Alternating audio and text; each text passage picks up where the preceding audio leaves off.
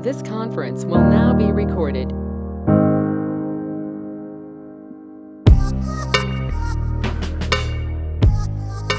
Well, hi, everybody, and welcome to Early Childhood Discussions, the podcast of Grow New Jersey Kids Technical Assistance Center North, part of the Central Jersey Family Health Consortium. I'm your host, Lori Harrje, project lead and technical assistance specialist with the Grow New Jersey Kids Technical Assistance Center North. And I have with me today two colleagues from technical assistance centers in other parts of New Jersey, and I'm going to let them introduce themselves. Andrea? Hi, I'm Andrea Targonski, and I am a technical assistance specialist in the Southern region. Hi, I'm Puja Mathur, and I'm a technical assistance specialist in the Central region, and I'm part of Prevent Child Abuse New Jersey. Thanks so much. We're really excited to be here today. The three of us have been watching in amazement as all of you in the early childhood field have weathered this pandemic and have risen to the occasion to be able to provide quality care for New Jersey's children. We have watched you do amazing things, and we are just inspired by the hard work that you do every day. One of the things that we have been happy to be able to do in support of all of you in your journey is to find resources that might provide helpful information. And one of the things that we recognize right now is that because you are so busy working in your programs and dealing with the challenges, that you might not have time to seek out some of these resources. So we've gathered some of our favorites, and we're going to talk about some of the things that we discovered from those resources.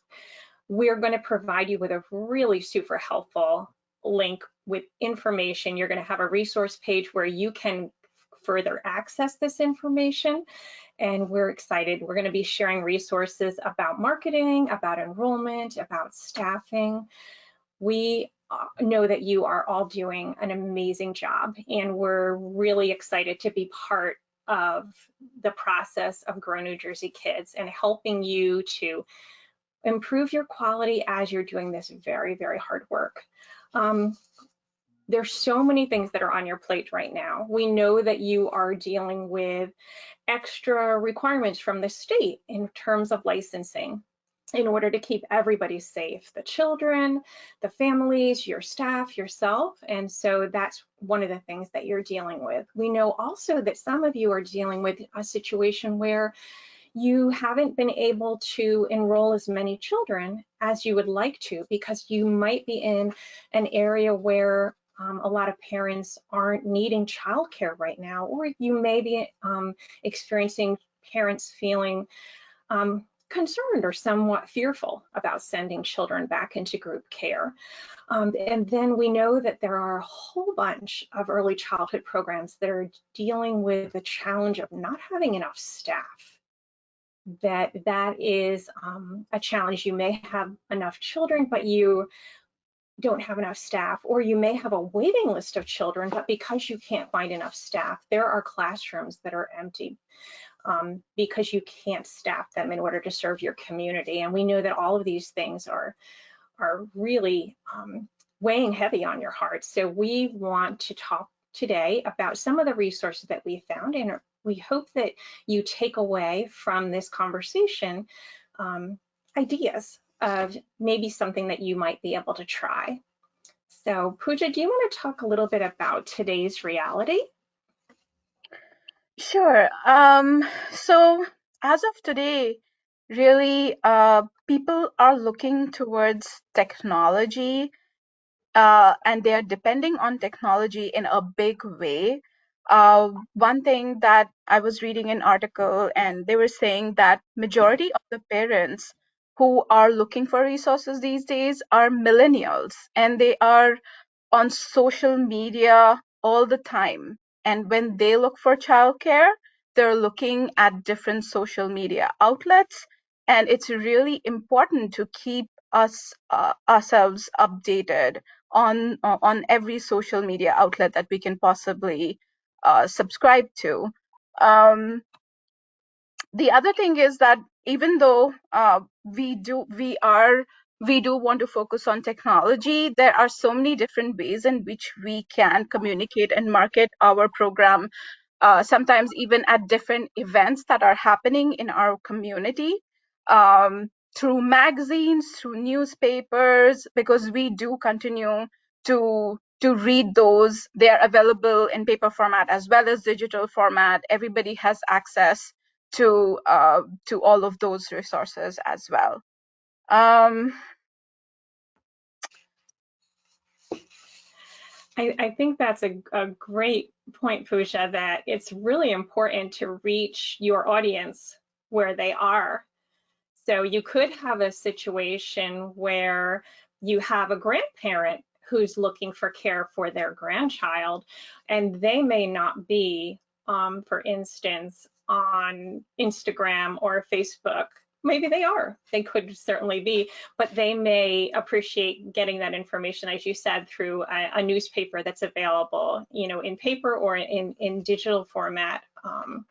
And that point that you made about millennials is so true. Back in the year 2016, 82% of the babies were born to millennial moms, and we're 5 years beyond that. And right now, the millennial generation is 25 to 40 years old. So there are so many babies that are being born to millennials. Yeah, there was also like a survey, and there is an article that, you know, we can share with our audience later, which kind of talks about, you know, all the different ways that we can serve the parents with, like, for example, parent communication apps, digital documentation, sharing videos and pictures. And that is very attractive to, especially if you have millennial parents and you're catering to millennial parents. Those are many things that they're looking for, and when you're marketing, those are some things you can, you know, talk about so that parents are attracted to your program. Mm-hmm. Yeah, and I've talked with directors who've been successful directors for, you know, for decades. They've had a program that's always been full.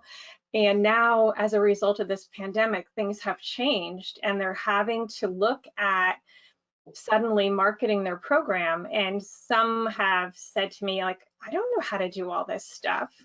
And that's where I like to encourage people to recognize that you don't have to do this alone. Like, you have a whole team. If you're a family childcare provider, you know, you might have the parents who are coming to you, or your family members or friends. If you're a childcare center director, like, you've got teachers, assistant teachers, you know, maybe you aren't familiar with how to do this, but chances are somebody on your team could help you. And I think sometimes that's what happens when you're the director. You feel like you have to do it all. And by reaching out, you might find somebody that can really help. And sometimes even when we're not comfortable with technology, which we've had to become because of the pandemic, every time you go into your Google search and you just have to type up and search for a video that can lead you through the entire process. And there you can educate yourself, or you can educate the person who you have recruited to help you out. Or so it's really very doable, you know, because all the resources are so within our reach right there on Google or Bing, whatever your favorite search engine might be. Yes, absolutely.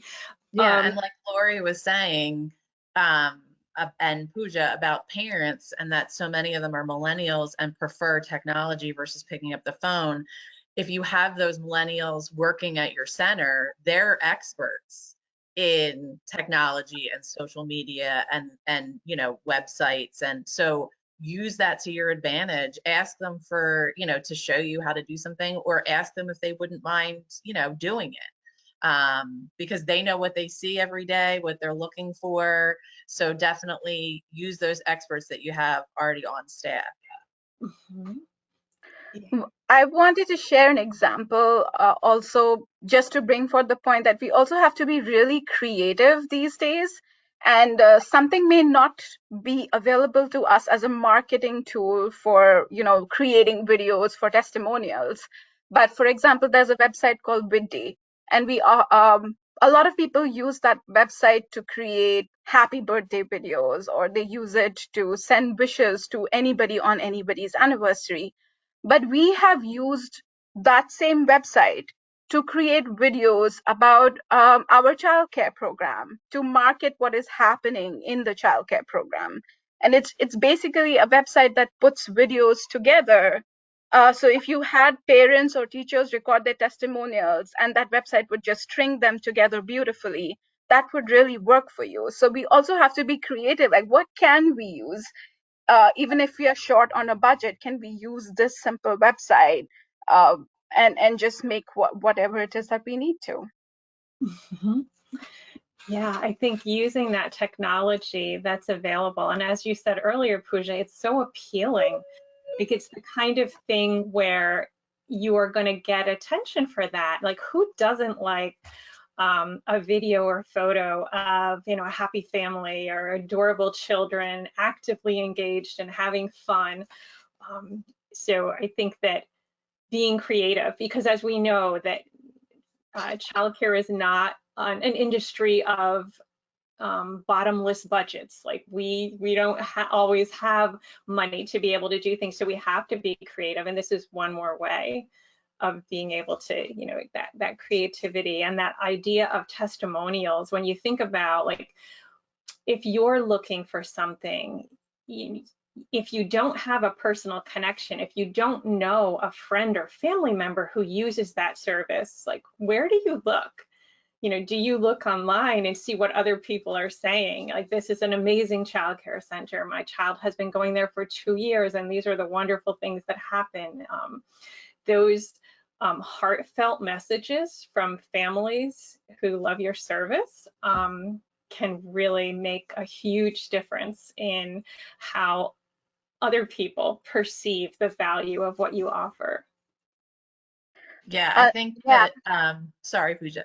I think that there is a hesitation. I know when I was a director, we always relied heavily on word of mouth in our community. The school had an excellent reputation, and so that brought in, other families because they all talked. And I always felt like, well, I don't need to do any marketing because we have such a great, word of mouth thing going on here. You can still rely on that word of mouth, but just on a broader scale, and using the testimonials from families, from staff, is a great way to do that. Posting those online, having them write reviews online. It's still that great word of mouth. People that have experienced what you have to offer. It's just you're that reaching a bigger audience than you are just having people talk in their neighborhood. While we're talking about websites, since you were just talking about websites, I just remembered there's a really great website I was looking at, and I love the way that they were emphasizing all the things that were different, and they had picked out some really unique aspects of how they keep their program safe.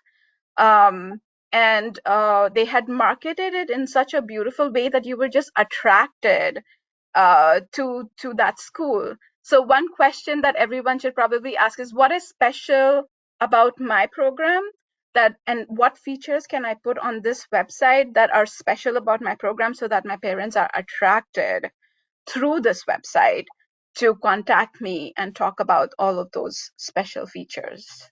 Mhm. Yeah. I think that it's so important to amplify your unique selling points, because when families are looking for childcare, if they're not early childhood people, like, all programs look essentially the same. They're filled with colorful toys and children having fun, but they don't know what makes your program special. So I love that idea, Puja, of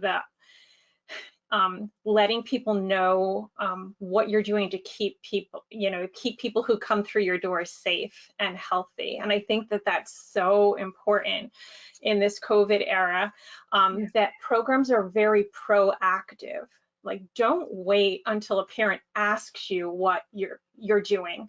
Make sure that when you've got your social media up, when you've got your website up, you're showing pictures of staff and children wearing masks, that you have information with, for instance, bullet points about, we take temperatures, we practice careful hand washing, this is how we sanitize things, we don't allow people. So thinking about how to share that information will help families feel that you are being very careful and very proactive, because fear is one of the big things I think that people are dealing with right now.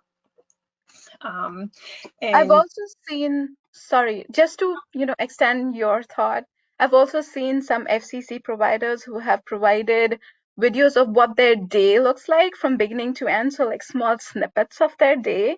And that gives a beautiful picture to families of what is my child going to experience in this program. right, that you've got those, and the whole idea of the video brings you right there personally into the program to see those excited expressions, even beyond the mask. You can see in the children's eyes how excited they are to be there, how happy they are to be with their friends. When you're thinking about putting videos up, I know that a lot of programs now are doing pictures of their programs, and some are even doing videos tours. Mm-hmm. Some of them are doing one-on-one, and others are putting a little tour video up on their website.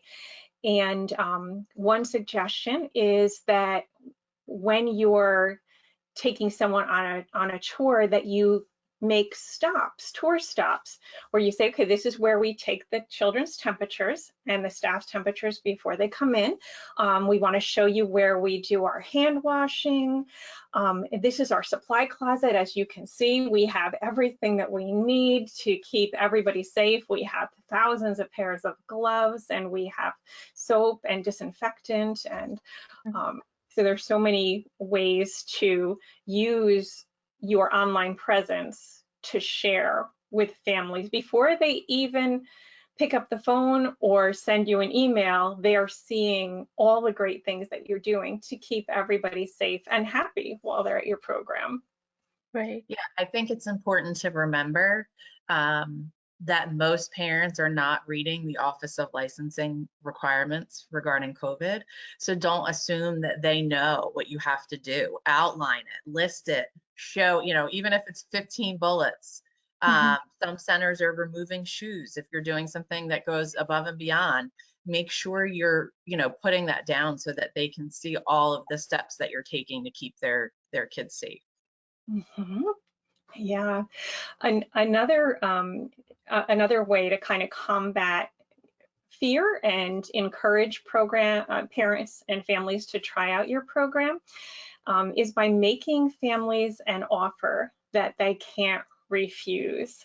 I talked with a center recently who they were needing to increase their enrollment, and they were trying to think of ideas. And I said, here's an idea that I heard of. What about offering some free childcare? And like, you hear the idea, a free month of childcare, and you say, oh my gosh, how on earth could I afford to give away a free month of childcare? Well, there's different ways to operationalize it. And one is, like, you're not going to make their first month free. You're going to give away a free month of childcare by giving away one free week each month for 4 months. So that the idea is you have lured this family to consider your program because you're giving them a bonus. But in reality, their being there is going to increase your enrollment. And although you may be taking a bit of a loss those first months, the lifetime value of that family Like if you look at how long does a typical family stay with your program, and is the typical family with you for 1.5 or 2 or 3 years? Does the typical family have 2 children that go through your program? So you have given away a month's worth of childcare, but if that family stays with you for 2 years with 2 children, that was a tiny, tiny price to pay in order to have that family come and join your program. And while they're there, you are helping them to see what an amazing place you are, and that can bring in additional families. So I think that that is something, and a director that I spoke with about that, she reported to me the next month. She said, you know what? We were looking to increase our enrollment. We had a family thinking about, joining us, and we said to them, hey, we've only got 10 days left in this month. Why don't you come and you can have the rest of this month for free, and your tuition will start on the first of the next month. And she felt like that was kind of like the deal maker for them. Like they decided, okay, yeah, we can do this.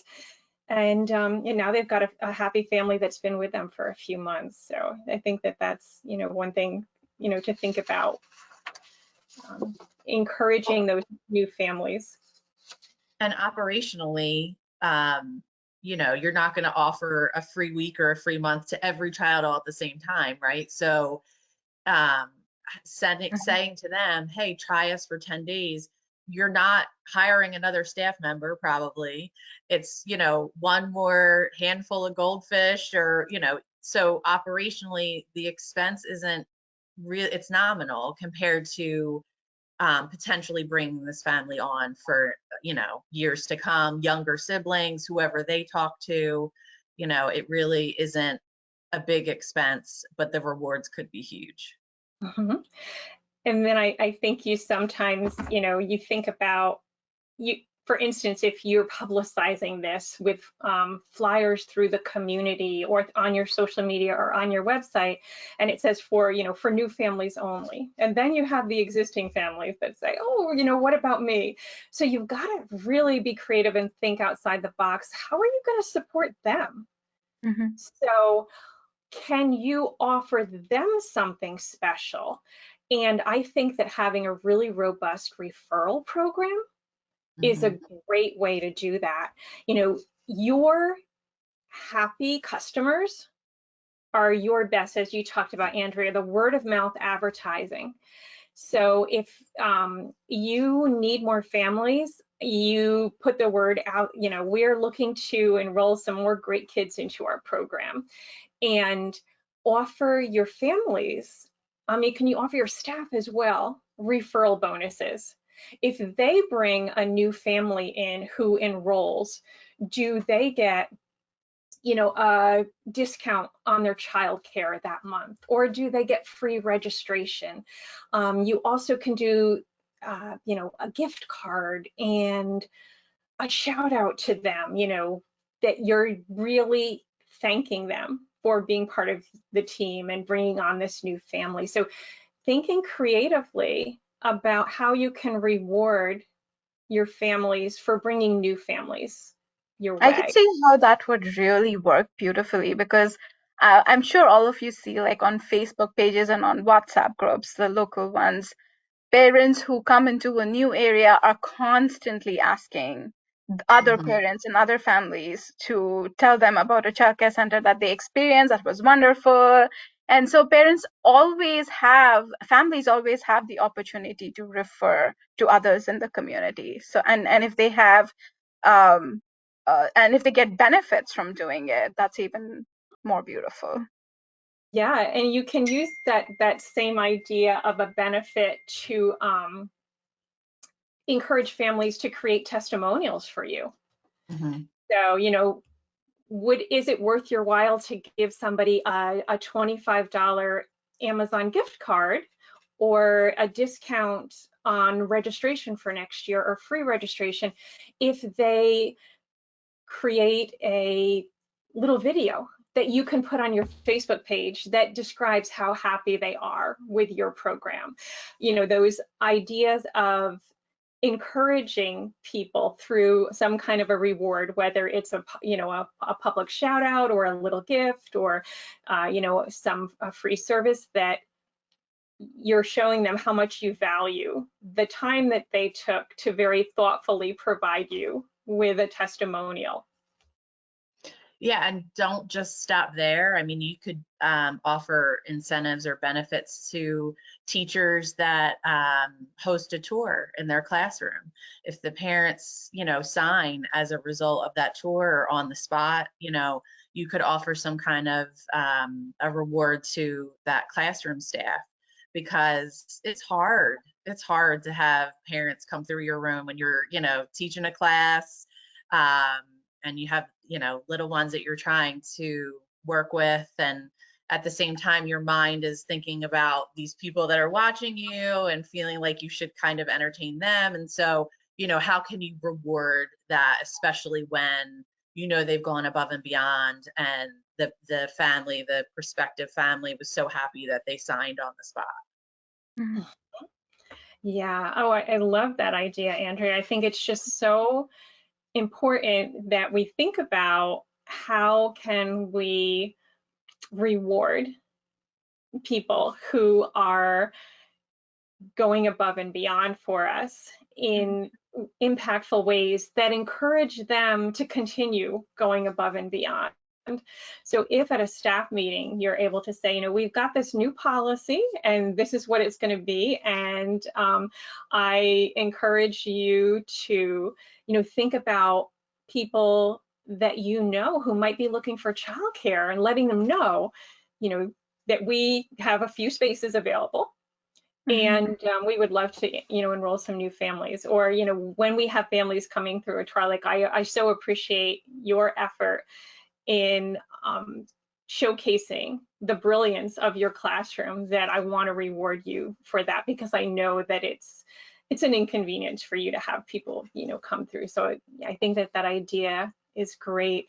And Andrew, what about the whole idea of staff serving as your ambassadors for bringing on additional staff?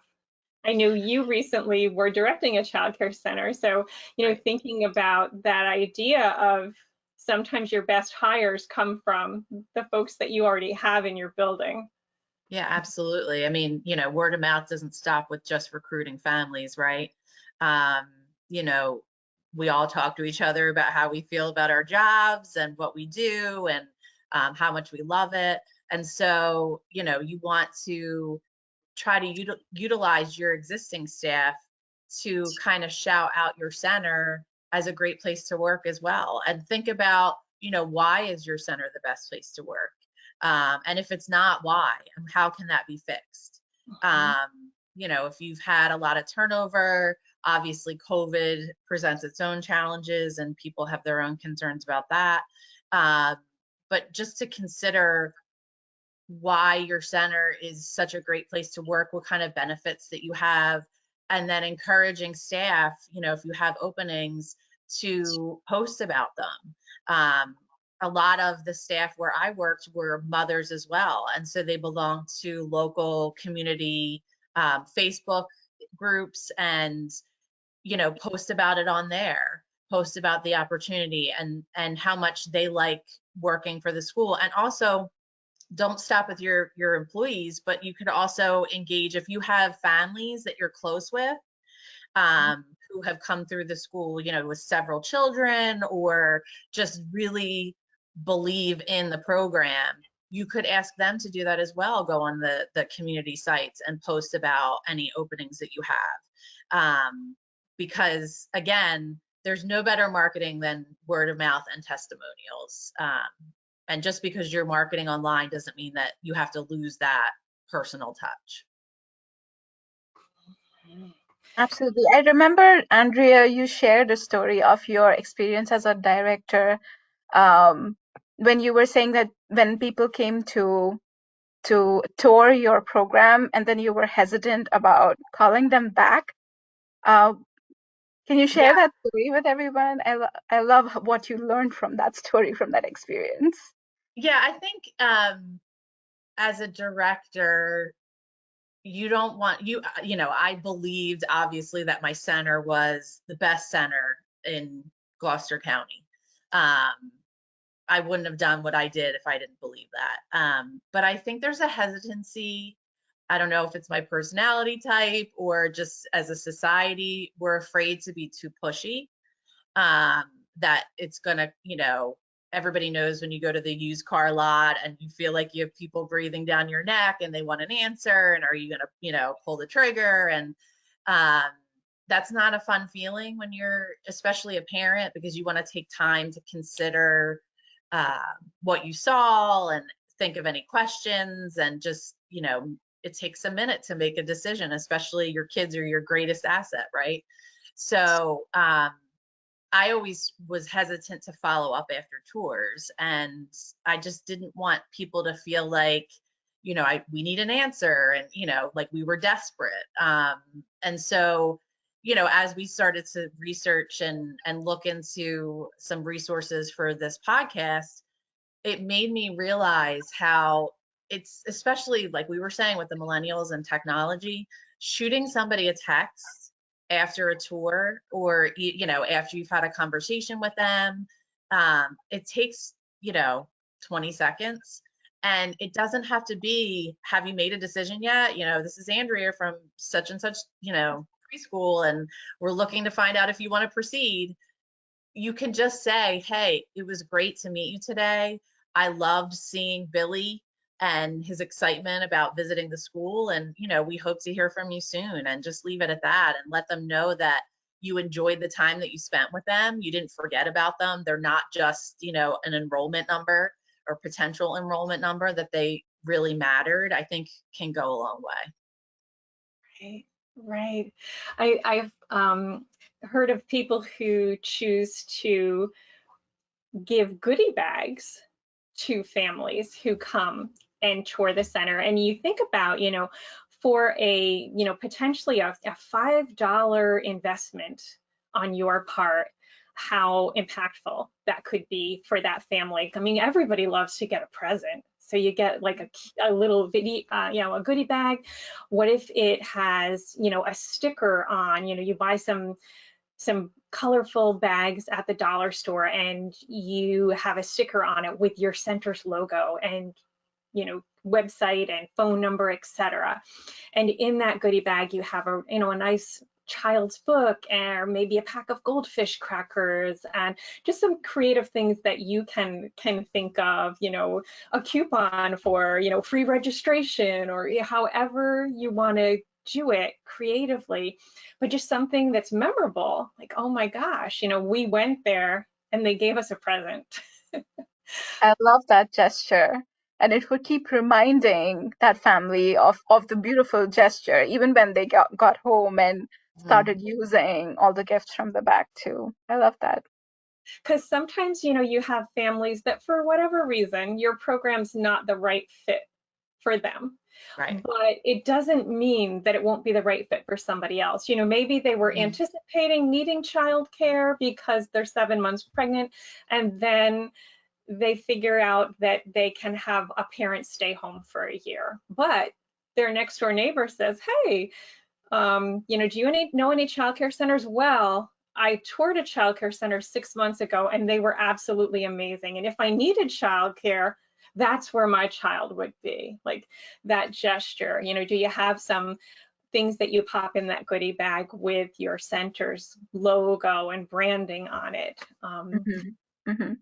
Like a magnet. I tend to put a lot of magnets on my fridge. Absolutely, absolutely. And when you're thinking of staffing, do you have T-shirts, for instance, for you're thinking about families and staff? And I was listening to a webinar from Hinge Brokers, and I think Andrea, you might Yeah. have listened to the same one. That we have so many resources, like our go-tos, and you're going to get this resource page. I happen to love the Child Care Success Academy's things. I think Hinge Brokers is great. Hi Mama, Kangaroo Time, Connie Wilchansky. There's so many people out there who are putting out lots of helpful information. But on this Hinge Brokers webinar, she talked about having high quality t-shirts. She said for the extra few dollars that it would cost to get a t-shirt that feels really soft and really comfortable, you're going to get a t-shirt that people will actually wear.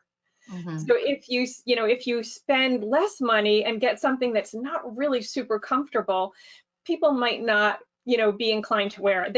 Your staff might wear it because they have to wear it because it's the work uniform. But what if you got a t-shirt that was so comfortable and so eye-catchy that people wore it around town or to the gym or, just on their day off because it was just such a great shirt.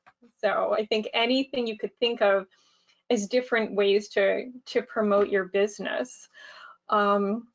And Andrea, you did a lot of research on staffing and hiring. What are some of the other things that you learned?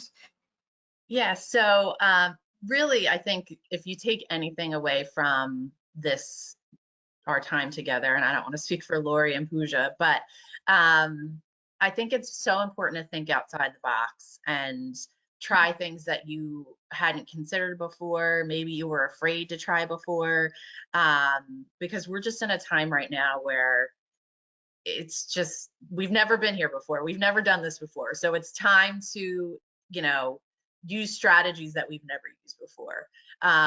You want to make sure that you are considering all of the resources and tools at your fingertips. As far as staffing is concerned, there's so many websites that you can post to for, a job posting. Indeed, Glassdoor, Newton, Handshake. Handshake is specifically for college students.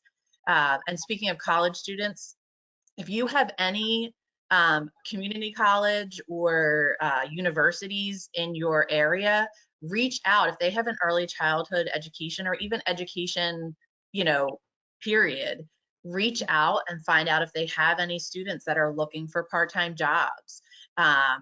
They're at college, they might be looking for something, and it gives them experience, which that is worth more than the money that they would be making, right?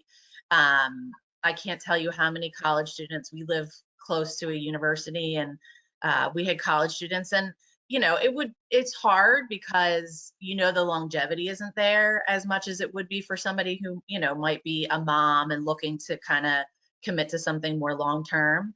But the college students were always eager and ready to get the experience, and it was just a great option for us to fill in some holes that we had. Yeah, and I just want to amplify what you said right there, Andrea, that being willing to try something new and thinking outside the box. And Puja, from what you said before, like whatever it is you need to figure out how to do, you can Google it. And that is absolutely true. There are so many incredible resources out there.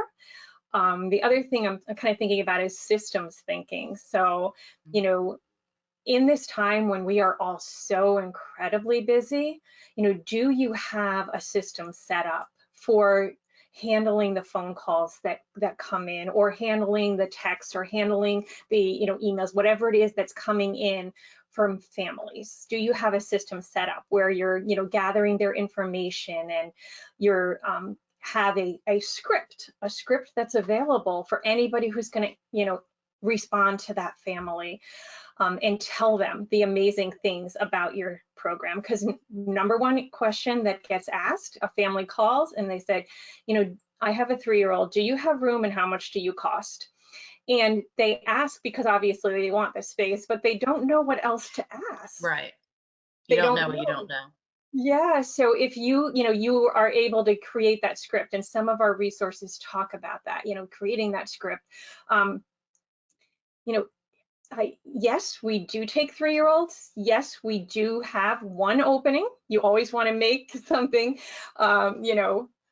scarcity, the scarcity mindset, or yes, we do have, an opening that just became available in that class, or yes, we do have just 2 openings. We'd love to have you tour. And then also thinking about how you're going to share your program. Well, let me tell you a little bit about our program. If you have just a minute, I want to tell you 3 things that set our program apart from any of the other programs locally, and that's using your unique selling points. You're gathering information on the child, their name, their birth date, why they're looking for care, have they ever been in care before, so you're able to build the relationship right from the beginning. And then you've got a script that you follow and a system you follow when you take somebody on a tour, whether it's a video tour or whether it's an in-person tour. The same way that you have a system for working with new staff members who might be coming your way. You know, how are you going to handle that interview? And then that whole idea of having a system in place for the follow-up. And I think that sometimes makes it a little bit easier for people. And Andrea, I think you hit the nail on the head. We're early childhood people. You know, our business is taking care of children and providing them with amazing, loving, responsive care. Our business is not necessarily being marketing professionals, but if we have a system and we have a plan, as you said, to just reach out and say, oh, I loved meeting you, or, you know, oh, here, I just wanted to send you our latest weekly newsletter, and you can see some of the great things our kids were doing in the program. So that plan for how you're going to reach out, I think is wonderful. And then also thinking about how, as part of Grow New Jersey Kids, you are never alone. There is an entire team behind you. And Puja, do you want to talk a little bit about the support that programs can experience by being part of Grow New Jersey Kids? Sure. Before I do that, I just, while you were talking, I was just thinking it's so important that we should also be like, I was listening to Andrea, and I just want to emphasize that it's really important for you to find that uniqueness and feel competent about yourself and not feel hesitant to tell people how you're unique and different and how you're providing the children with the love and care and learning that they need at this time. So feel competent. That's really important. I just wanted to put it out there.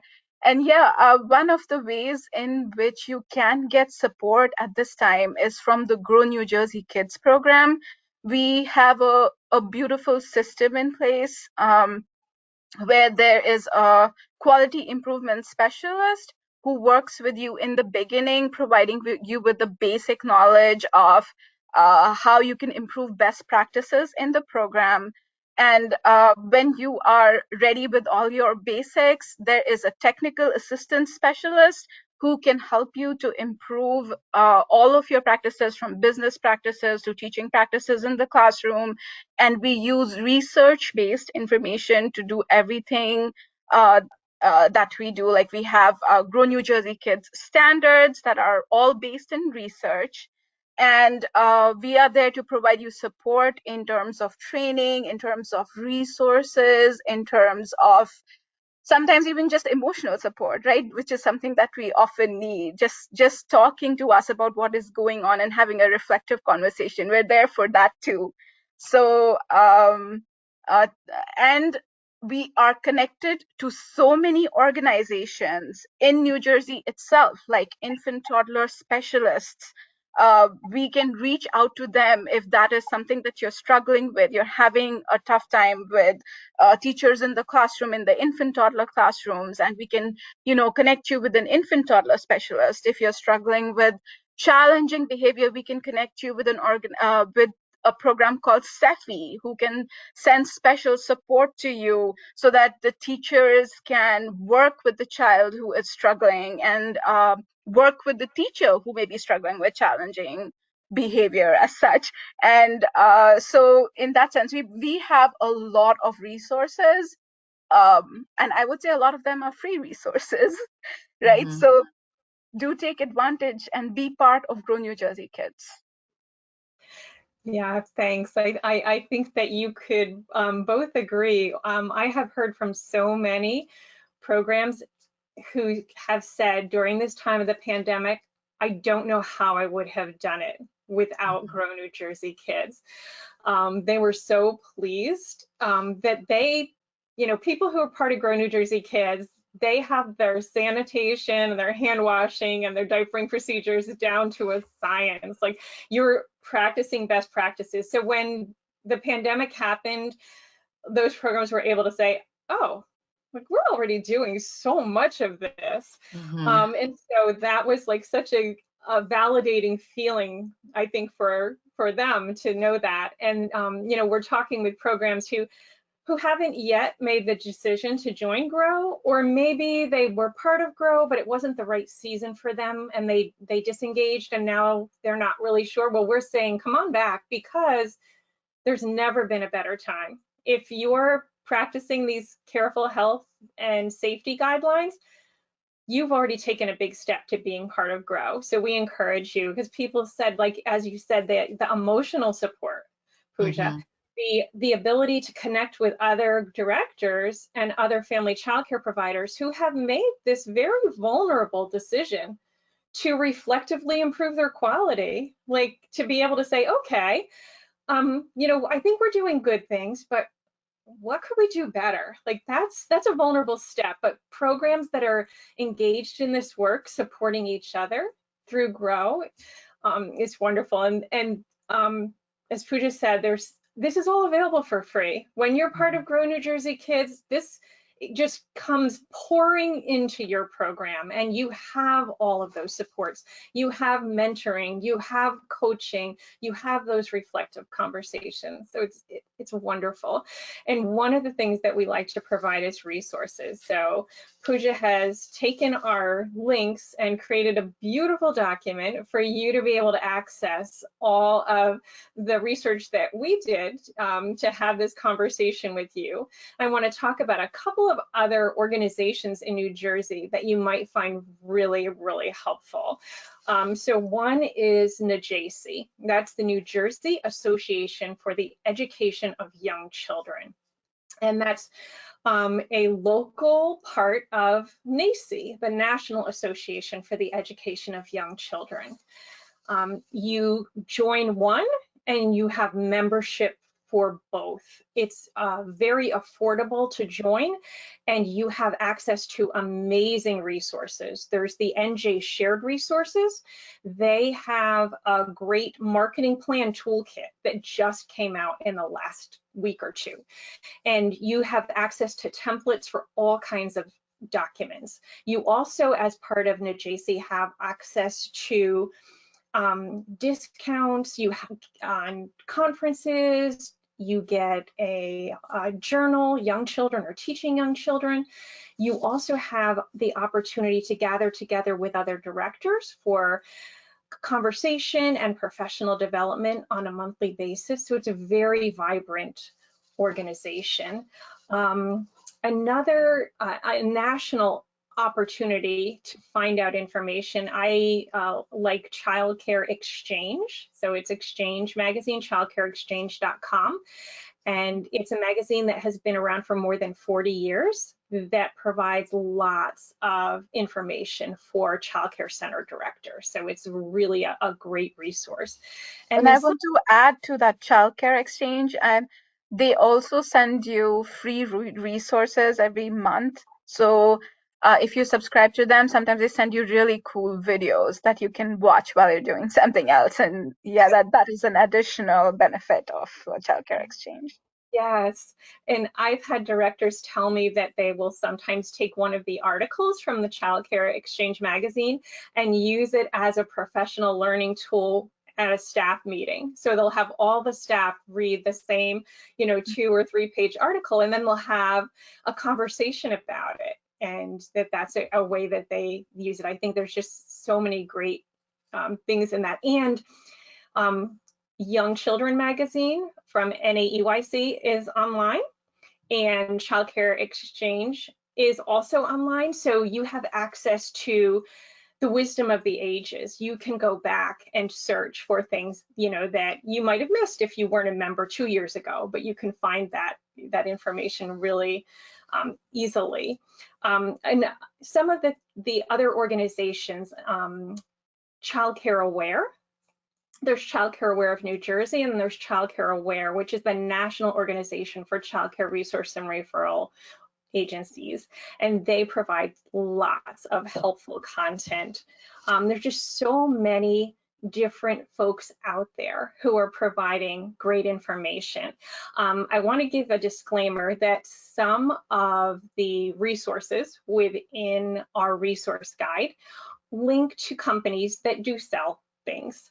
Childcare Success Company, they have an opportunity for you to become a member of their Childcare Academy. And if you choose to do that, that's fine. But they also offer tons of free resources. Hi Mama is the same thing. They offer childcare management software. And if you choose to take part of that, that's great, but you don't have to in order to benefit from the knowledge that they have been sharing so freely. Hinge brokers as well. Like there's just such great information. So I can give you an example. If you go on Childcare Success Company, you know, they're going to offer you lots of opportunities to participate in things for cost. They are great marketers. Chris Murray, who founded that company 10 years ago, if you go on her website, you're going to see some ideas that you may want to, implement. Her website is designed. We have a link to a website that is a childcare center in Indiana that has just such a presence. You think about like what are some good things to have in a website, and that incorporates the videos, the photos, the color, the ease, the keeping kids safe, the easy to apply to work there, the easy to apply to take a tour or enroll. So we're really excited by what we put together for you. So Puja and Andrea, what do you want to add as we wrap this up? I just wanted to say, sorry, Andrea. No, you're fine. Go ahead. Okay, I just wanted to say that sometimes, like when you look at the resources, you may think that I've seen this before or I've heard this before. But when you maybe you have a Facebook page and you have a website that you worked on, but you want to look at the little details and figure out what is it that is missing from whatever it is, you know, that you're doing, and add to it. There's always something new you can learn, even if you have, you know, heard about it before in another webinar. So just look at the fine details and ask yourself questions to help you to figure out what else you need. That's all. Yeah, and I think I just wanted to speak to Grow New Jersey Kids. I was actually a director until September of 2020. And so I'm new as a technical assistance specialist. I don't know how we would have been able to reopen had it not been for Grow New Jersey Kids. And as Puja was saying, it wasn't just physical resources, it was the emotional part too. It just, you know, if you're out there and you're directing a school or, you know, working at a school, it can be isolating, especially right now. And so, you know, it's a network. It's a network. You have your technical assistant specialist, but then you also have the other directors in your region. And I feel like, you know, as we've stated before, you don't have to be the expert on everything. You don't have to do everything yourself. And so, you know, just being able to bounce ideas off of one another. And at the school where I worked, we actually did create a virtual tour for the website. And I did that because I got the idea from other directors with Grow on a regional networking meeting. So, you know, nobody's expecting you to be an expert at everything. So, you know, use all of the tools that you have to your advantage, and you're not alone. You don't have to do this by yourself. You don't have to navigate it alone. Yeah, thanks so much. I think that you're absolutely right. That idea of together we're better, and you don't have to be alone in doing this. And we're doing something that no one has a blueprint for. We're just figuring it out as we go. So as we're figuring it out together helps us to be better. And Puja, the idea of the little details, I think, is so important, because tiny little tweaks in what you're doing. I'm reading a book called Atomic Habits, which is a very popular book right now, and it talks about the value of making tiny, tiny little changes to get to a big impact. And how looking at these resources with a new eye and saying, okay, I do this, but what if I add this one thing? Could it make a difference for my program? And could this be the thing that makes the biggest difference? Or just trying maybe one small change this week and maybe seeing if there's something else you can add next week. So thank you so much. I have really enjoyed our conversation. I'm so excited to be able to share this resource with all of our listeners. And remember, if you're part of Grow New Jersey Kids and you have questions or you need a listening ear or you need a resource, reach out to your quality improvement specialist or your technical assistance specialist. And if you're not part of Grow New Jersey Kids yet, reach out to your local resource and referral agency, because they will help you to get signed on so that you can experience the great benefits that come by being part of this program. Thanks so much, everybody. Have a great day. Thank you.